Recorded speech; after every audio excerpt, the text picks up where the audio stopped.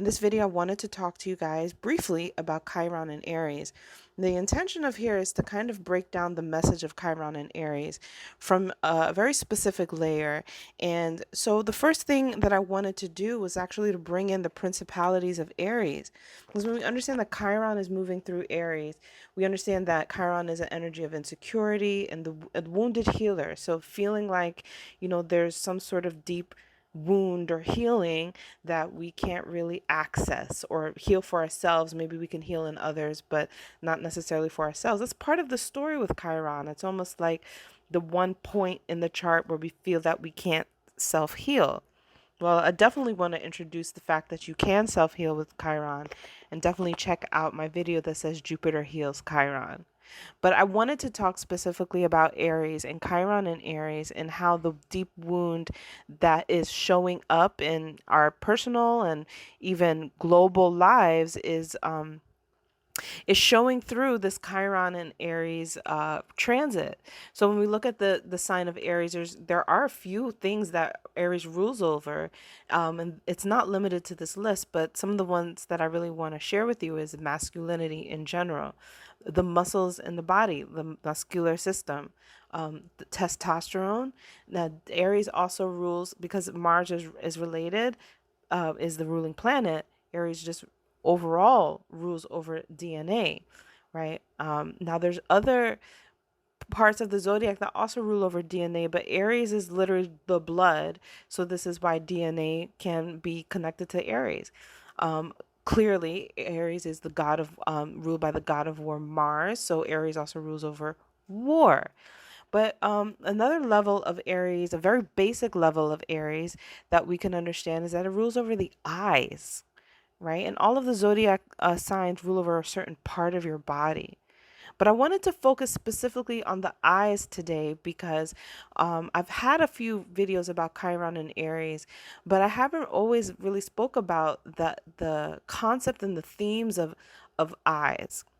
And what I wanted to bring to you is this message that the eyes really are just one area or aspect of the senses, right? That the eyes themselves are almost not enough for you to get the full picture of something or to really understand something. And I was also doing research and came across, just the general development of the human eye, what our eyes are really made for. Now, this probably could be debatable, but the information that I was watching and partaking in was talking about how the eyes are useful in the primal era when we're just dealing with survival and you need to discern like a poisonous snake. Right. So you need to see colors, and colors is a big thing because colors also is the fruits, the color of the fruits, knowing like if a fruit is ripe or not, right, is something that your eyes are useful. So eyes are there to find food, right? The ripe food for us, but as also eyes are there to help with protection. And this is what is something that I think misses, that we miss those connections with Aries because we just say, oh, well, Aries rules the eyes. But what if you looked at the fact that the eyes are meant for you to seek out things that are poisonous, seek out snakes, and sneak out, snakes on a metaphorical level and on a real level, and seek out anything that is predatorial towards you. Again, Aries is ruled by Mars, the god of war.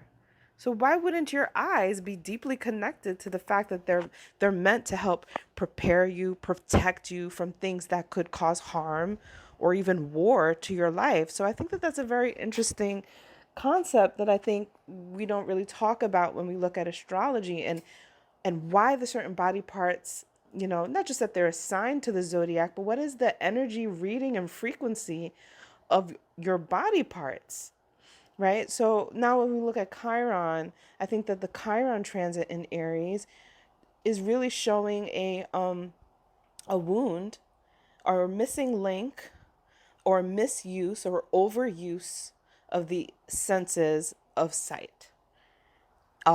Because if we looked at the basics of it, it should, quote unquote should, but it's about the ability to protect yourself. So what if this Chiron transit is deeply connected to the inability to protect yourself because of the overuse of the eyes? Or what about using the eyes for a different reason than what they were actually made to be used for?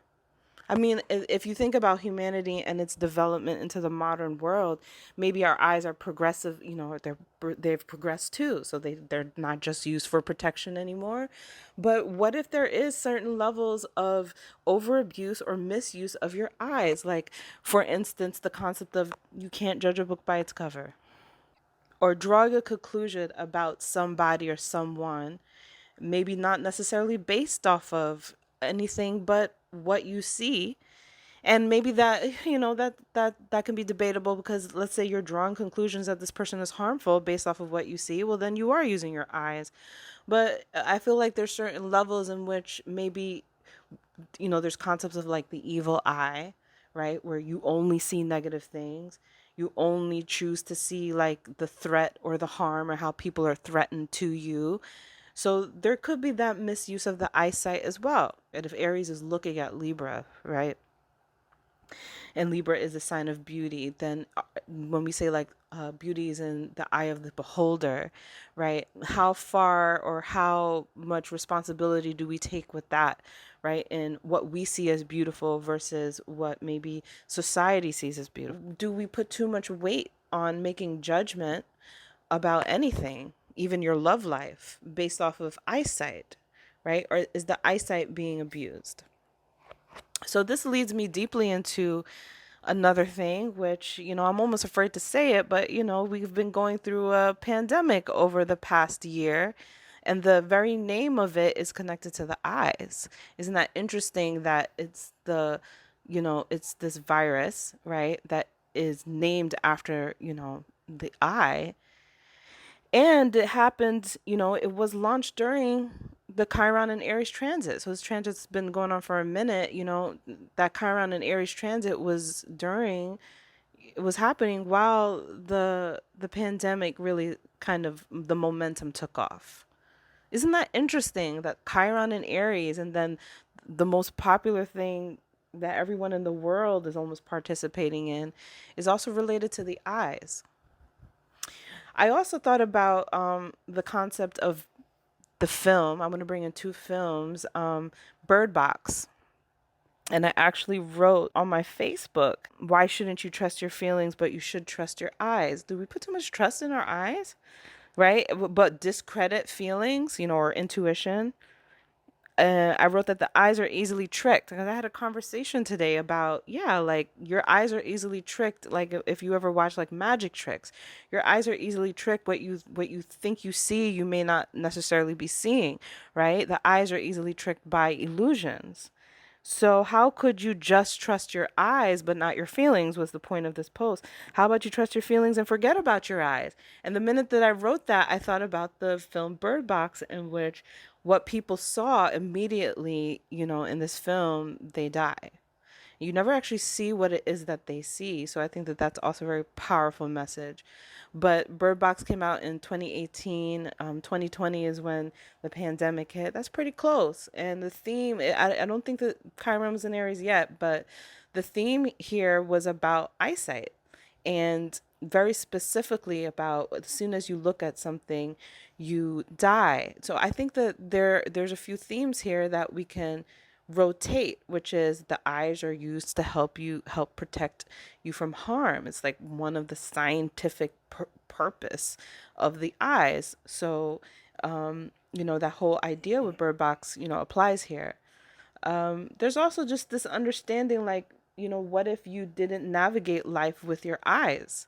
That's what the people, who are in this film actually have to do.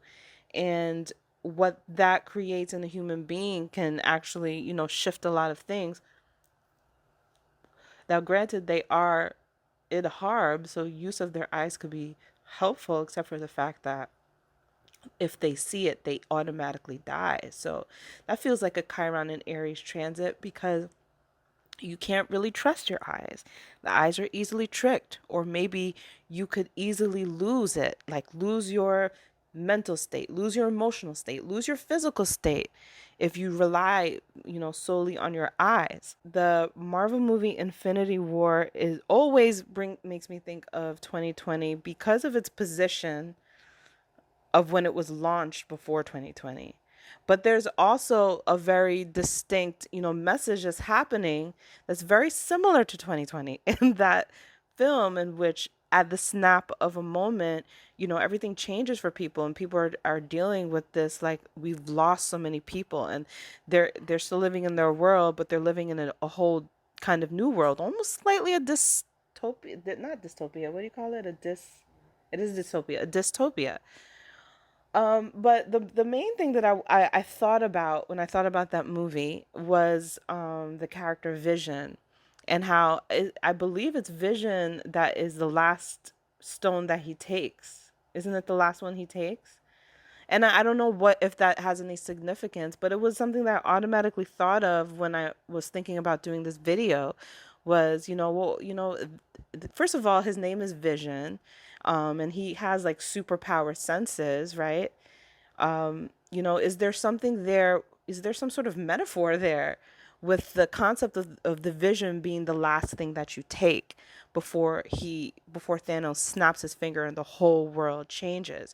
Your vision is the last thing that he took, right? And then you think about 2020 and the da da da da da, right? We don't ever say the word on my channel because I'm not trying to get a video taken down, but you guys know what I'm talking about. We've got this virus, this pandemic that came through with the same concept in the root of its word, of its meaning. So going back to Chiron and Aries, I think that there's a deep message here about the concept of vision.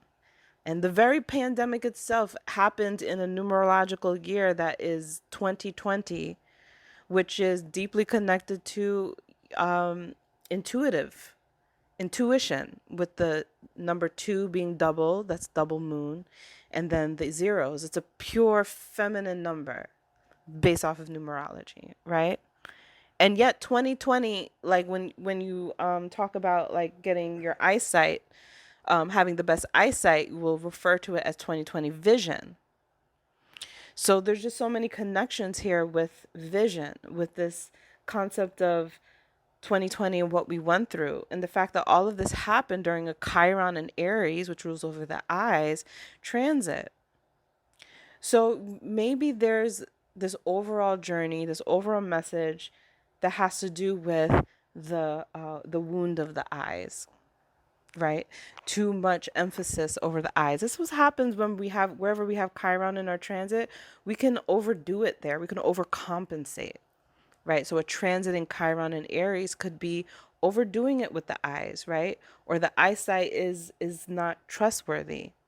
That sense is not, or it's not being used for its proper, like where Chiron is, you can find a sense of distortion. Either it's learned distortion about the themes of the sign that Chiron is in. Maybe it's a distortion based off of trauma. So, Chiron and Aries could definitely produce eyesight trauma.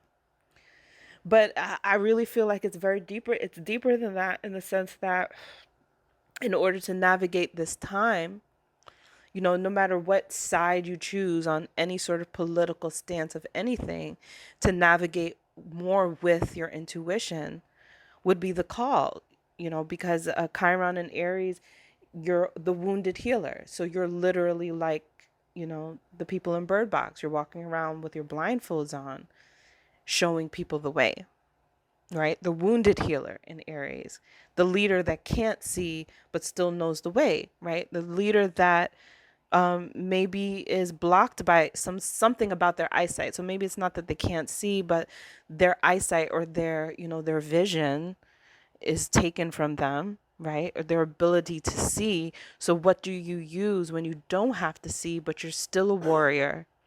You're still independent. You're still a go-getter. You're still leading. You're still a pioneer, but you don't have that Aries eyesight.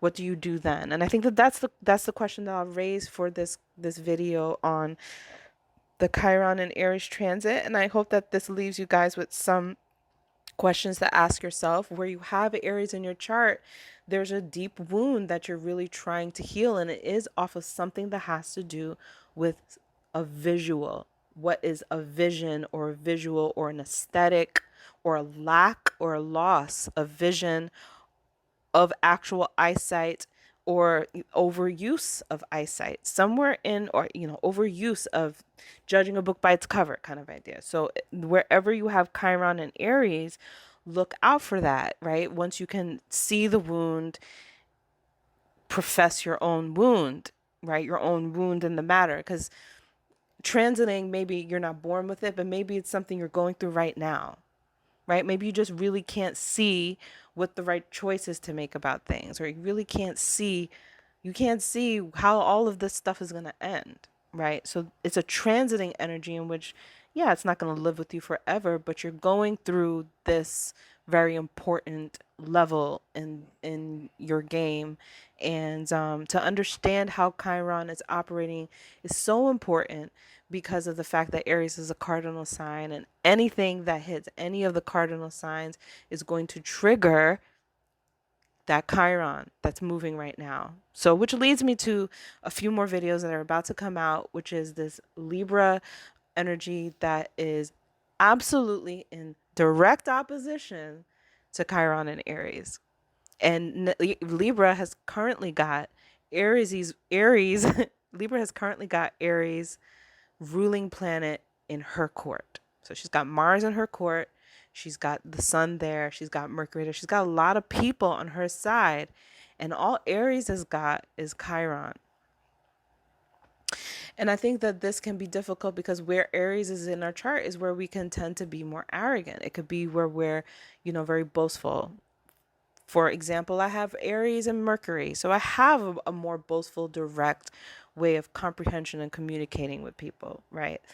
So where Aries is in our chart, we can have that sort of attitude. And then where Libra's in our chart is where we have that checks and balances. Now that checks and balances is coming in hard this week with that Chiron and Aries opposition. On top of that, we've got Pluto going direct in another cardinal sign, Capricorn. So not only is Chiron getting, pressure from Libra, Chiron is also getting an unseen hit, behind the scenes hit from Capricorn because of the square aspect of it. Cancer is holding out. The sign of Cancer doesn't really have much, invested at this moment, except for its ruling planet is in Libra, right? The Libra new moon. So there is still a lot of cardinal energy that are kind of at odds right now. You definitely want to tread more on the side of being aware of yourself, but being willing to go into the fire. Aries and Libra axis is the let's be direct, let's confront things versus let's be passive aggressive. And I think that you definitely want to find that middle point.